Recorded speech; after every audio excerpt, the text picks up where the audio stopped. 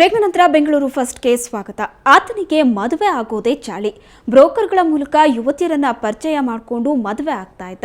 ನಂತರ ಅವರಿಗೆಲ್ಲ ಕೈ ಕೊಡ್ತಾ ಇದ್ದ. ಹೀಗೆ 3 ಯುವತಿಯರಿಗೆ ಮದುವೆ ಆಗಿ ವಂಚಿಸಿದ್ದ ಭೂಪನನ್ನ ಬೆಂಗಳೂರಿನ ಕಾಮಾಕ್ಷಿಪಾಳ್ಯ ಪೊಲೀಸರು ಬಂಧಿಸಿ ಕಂಬಿ ಹಿಂದಕ್ಕೆ ಕಳಿಸಿದ್ದಾರೆ.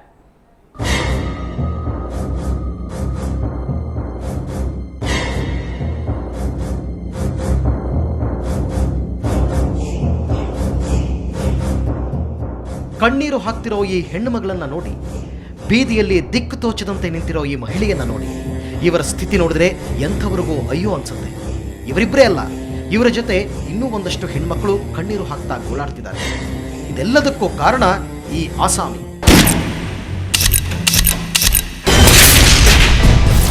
ಹೌದು, ಈತನ ಹೆಸರು ವೆಂಕಟೇಶ್. ಹೆಸರಿಗೆ ತಕ್ಕಂತೆ ನಂಬಿದವರಿಗೆ 3 ನಾಮ ತೀಡೋದೇ ಈತನ ಕೆಲಸ. ಮದ್ದೂರು ತಾಲೂಕಿನ ದೂಬಿನಕೆರೆ ಗ್ರಾಮದವರು. ಕಳೆದ 8 ವರ್ಷಗಳಿಂದ ಬೆಂಗಳೂರಿನ ಗಾರ್ಮೆಂಟ್ಸ್ ಒಂದರಲ್ಲಿ ಕೆಲಸ ಮಾಡ್ತಿರೋ ಈತ ಮದುವೆಯಾಗಿ ಕೈಕೊಡೋ ವಿದ್ಯೆ ಚೆನ್ನಾಗಿ ಕರಗತ ಮಾಡಿಕೊಂಡಿದ್ದಾನೆ. ಒಂದಲ್ಲ ಎರಡಲ್ಲ 3ರನ್ನ ಒರೆಸಿ ಕೈಕೊಟ್ಟಿದ್ದಾನೆ. 3ನೇ ಬಾರಿ ಮೋಸ ಮಾಡಲು ಹೋಗಿ ಸಿಕ್ಕಿ ಬಿದ್ದಿದ್ದಾನೆ. 12 ವರ್ಷದ ಹಿಂದೆ ಮಾಗಡಿಯ ಲಕ್ಷ್ಮಿ ಎಂಬುವರನ್ನ ಮದುವೆಯಾಗಿ ಆಕೆಗೆ ಕೈಕೊಟ್ಟಿದ್ದ. ನಂತರ ಲಕ್ಷ್ಮಿಗೆ ಗೊತ್ತಿಲ್ಲದೆ 6 ವರ್ಷದ ಹಿಂದೆ ದಾಸರಹಳ್ಳಿಯ ಅಶ್ವಿನಿ ಎಂಬುವರನ್ನ 2ನೇ ಮದುವೆಯಾದ. ಈಕೆಯ ಕಿವಿಗೂ ಹೂ ಮುಡಿಸಿ 3 ತಿಂಗಳ ಹಿಂದೆಯಷ್ಟೇ ಕಾಮಾಕ್ಷಿಪಾಳ್ಯ ನಿವಾಸಿ ಶ್ವೇತಾ ಎಂಬುವರನ್ನ ಮದುವೆಯಾಗಿದ್ದಾನೆ. ಈಕೆಗೂ ವಂಚಿಸಲು ಹೊರಟಿದ್ದ. ಅಷ್ಟರಲ್ಲಿ ಶ್ವೇತಾ ಮಾವ ಇವನ ಜಾತಕವನ್ನ ಬಯಲು ಮಾಡಿದ್ದಾರೆ.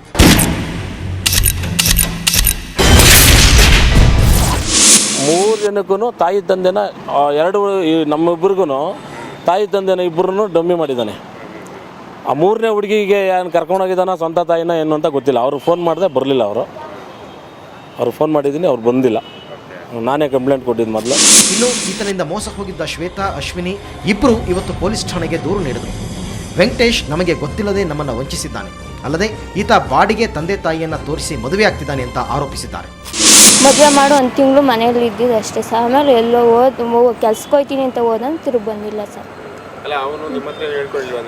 ನಾನೇನು ಏನು ಹೇಳಿಲ್ಲ ಸರ್. ಮದುವೆ ಆಗಿದ್ದೀನಿ ನಾನು ಏನು ಅಂತ ಏನು ಹೇಳಿರಲಿಲ್ಲ. ನಮ್ಗೆ 6 ವರ್ಷದಿಂದ ಹಿಂಗಿದೆ ಅಂತಾನೆ ಗೊತ್ತಿಲ್ಲ ನಮಗೆ. ನೆನ್ನೆ ರಾತ್ರಿನೇ ಇವ್ರ ಮನೆಯವ್ರು ಇವ್ರ ಮಾವಂದಿರಲ್ಲ ಹೊಡ್ಕೊಂಡು ಅವನ್ನ ಕರ್ಕೊಂಡು ಬಂದಾಗೆ ಗೊತ್ತಾಗಿದ್ದು ಅವ್ನಿಗಿನ್ನ ಮದುವೆ ಆಗಿದೆ ಎಷ್ಟೊಂದು ಅಂತ. ಸದ್ಯಕ್ಕೆ ವೆಂಕಟೇಶ್ 3ರನ್ನ ಮದುವೆಯಾಗಿರುವುದಾಗಿ ಪೊಲೀಸರ ಮುಂದೆ ಒಪ್ಪಿಕೊಂಡಿದ್ದಾನೆ. ಆದರೆ ಶ್ವೇತಾ, ಅಶ್ವಿನಿ ಪೋಷಕರು ಹೇಳೋ ಪ್ರಕಾರ ಈತನ ವಂಚನೆ ಜಾಲ ಮತ್ತಷ್ಟು ದೊಡ್ಡದಿದೆ. ಸದ್ಯಕ್ಕೆ ಪೊಲೀಸರು ಈತನನ್ನ ಬಂಧಿಸಿ ಮುದ್ದೆ ಮುರಿಯಲು ಜೈಲಿಗೆ ಕಳುಹಿಸಿದ್ದು, ತನಿಖೆ ನಂತರ ಮತ್ತಷ್ಟು ಸತ್ಯ ಹೊರಬೀಳಲಿದೆ. ಅಶ್ವಥ್ SN, ಕ್ರೈಮ್ ಬ್ಯೂರೋ, ಸುವರ್ಣ ನ್ಯೂಸ್ 24/7 ಬೆಂಗಳೂರು. ಬೆಂಗಳೂರಿನಲ್ಲಿ ಈಗ ದ್ರಾಕ್ಷಾರಸ ಮೇಳದ ಸಂಭ್ರಮ. ಗುಂಡು ಪ್ರಿಯರ ದಾಹ ತಣಿಸೋದಕ್ಕೆ ಬಂದಿದೆ ವೈನ್ ಮೇಳ. ಅರಮನೆ ಮೈದಾನದಲ್ಲಿ ತರಹೇವಾರಿ ವೈನ್ಗಳು ಮೇಳೈಸಿವೆ. ಅಂತಾರಾಷ್ಟ್ರೀಯ ವೈನ್ ಮೇಳದಲ್ಲಿ ಯಾವ್ಯಾವ ಬ್ರ್ಯಾಂಡ್ ಇದೆ ಅನ್ನೋ ಕುತೂಹಲನ? ಹಾಗಾದ್ರೆ ಈ ವರದಿ ನೋಡಿ.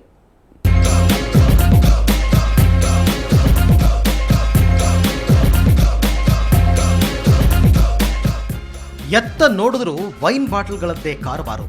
ಬಣ್ಣ ಬಣ್ಣದ ಕಣ್ಣು ಕುಕ್ಕುವ ತರಹೇವಾರಿ ವೈನ್ ತುಂಬಿಸ್ಕೊಂಡು ನಿಂತ ಗಾಜಿನ ಬಾಟಲ್ಗಳು. ದೇಶ ವಿದೇಶಿಯ ಬ್ರಾಂಡ್ಗಳ ವೈನ್ ಸಂಗಮ. ಒಂದಲ್ಲ ಎರಡಲ್ಲ, ಬರೋಬ್ಬರಿ 38 ಸ್ಟಾಲ್ಗಳಲ್ಲಿ ವೈನ್ ಬಾಟಲ್ಗಳು ಹರಡಿ ನಿಂತಿದ್ವು. ಇವೆಲ್ಲ ಕಂಡು ಬಂದಿದ್ದು ಅರಮನೆ ಮೈದಾನದಲ್ಲಿ.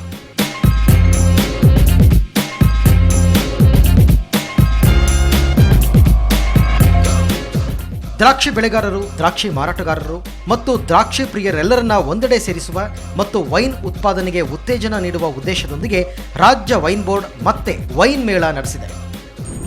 ಇಡೀ ದೇಶದಲ್ಲೇ ಒಂದು ನಾನ್ ಗೌರ್ಮೆಂಟ್ ಆರ್ಗನೈಸೇಷನ್ ಆರ್ಗನೈಸ್ ಮಾಡೋದು ಫಾರ್ ದ ಫಸ್ಟ್ ಟೈಮ್.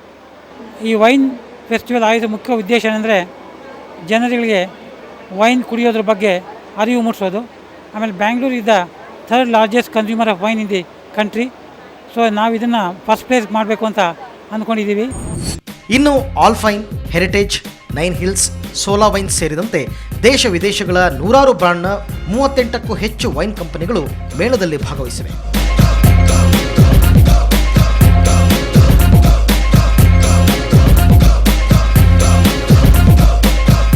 ವಿಶೇಷ ಅಂದರೆ ಈ ಬಾರಿ ರಿಯಾಯಿತಿ ದರದಲ್ಲೂ ವೈನ್ ಮಾರಾಟಕ್ಕೆ ಮುಂದಾಗಿದೆ.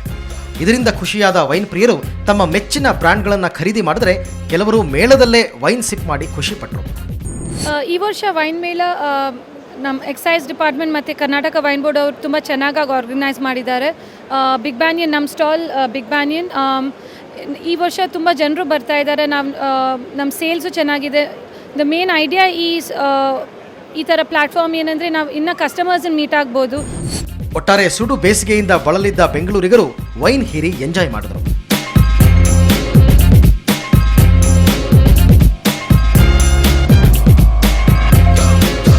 ಮಮತಾ ಮಾರ್ಧಾಳ, ಸುವರ್ಣ ನ್ಯೂಸ್ 24/7 ಬೆಂಗಳೂರು.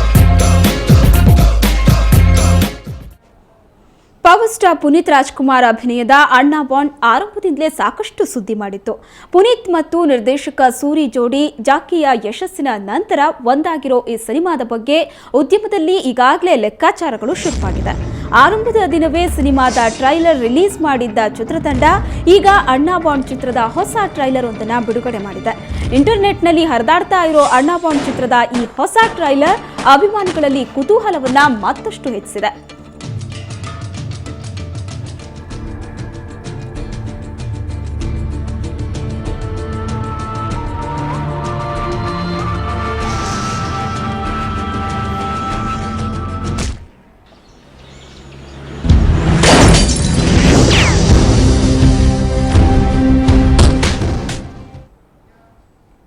ಕೇಂದ್ರ ರೈಲ್ವೆ ಖಾತೆ ರಾಜ್ಯ ಸಚಿವ ಕೆಎಚ್ ಮುನಿಯಪ್ಪ ಇವತ್ತು ಸಾಮಾನ್ಯ ರೈಲ್ವೆ ಬೋಗಿಯಲ್ಲಿ ಪ್ರಯಾಣ ಮಾಡಿದ್ರು. ಜನಸಾಮಾನ್ಯರ ಸಮಸ್ಯೆ ಅಳಿಸೋದಕ್ಕೆ ಅಂತಾನೆ ಅವರು ಹೊಸ ಪ್ರಯತ್ನವನ್ನ ಮಾಡಿದ್ರು. ಇದೇ 14ಕ್ಕೆ ಕೇಂದ್ರ ರೈಲ್ವೆ ಬಜೆಟ್ ಮಂಡನೆ ಮಾಡ್ತಾರೆ. ಹೀಗಾಗಿ ಬೆಂಗಳೂರು ತುಮಕೂರು ಇಂಟರ್ಸಿಟಿ ರೈಲ್ನಲ್ಲಿ ಸುವರ್ಣ ನ್ಯೂಸ್ನ ಮೆಗಾ ಫೈಟ್ ಕಾರ್ಯಕ್ರಮ ನಡೆಯಿತು.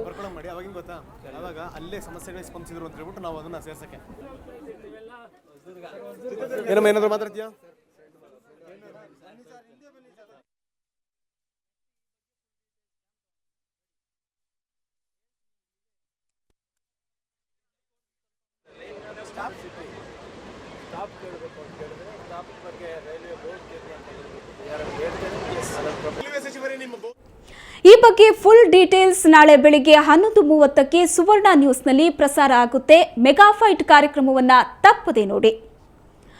ಕರ್ನಾಟಕದಲ್ಲಿನ ಚಿನ್ನದ ದರ ಇವತ್ತು ಎಷ್ಟಿತ್ತು ಅಂತ ಬನ್ನಿ ನೋಡೋಣ. 22 ಕ್ಯಾರೆಟ್ನ 10 ಗ್ರಾಂ ಚಿನ್ನಕ್ಕೆ 26,150 ರೂಪಾಯಿ. ನಿನ್ನೆ ದರಕ್ಕೆ ಹೋಲಿಸಿದ್ರೆ 22 ಕ್ಯಾರೆಟ್ ಚಿನ್ನ ಇಂದು 50 ರೂಪಾಯಿ ಹೆಚ್ಚಾಗಿದೆ. 24 ಕ್ಯಾರೆಟ್ನ 10 ಗ್ರಾಂ ಚಿನ್ನಕ್ಕೆ 29,000. ನಿನ್ನೆ ದರಕ್ಕೆ ಹೋಲಿಸಿದ್ರೆ 24 ಕ್ಯಾರೆಟ್ ಚಿನ್ನದ ದರದಲ್ಲಿ ಇವತ್ತು 100 ರೂಪಾಯಿ ಜಾಸ್ತಿ ಆಗಿದೆ. ಇದು ಇವತ್ತಿನ ಬೆಂಗಳೂರು ಫಸ್ಟ್ ಕ್ಷಣದ ಸುದ್ದಿಗಾಗಿ ನೋಡ್ತಾ ಇರಿ ಸುವರ್ಣ ನ್ಯೂಸ್ 24/7.